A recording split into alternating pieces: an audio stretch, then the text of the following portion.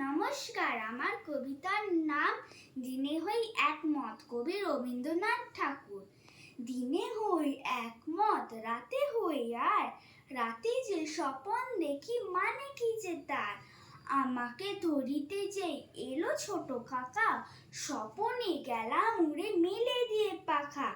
দুই হাত তুলে কাকা বলে থাম থাম, যেতে হবে স্কুলে এই বেলা নাম।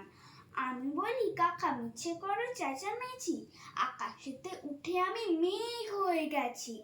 সাত সাগরের পানে পারিজাত বনে, জল দিতে চলে যাব আপনার মনে।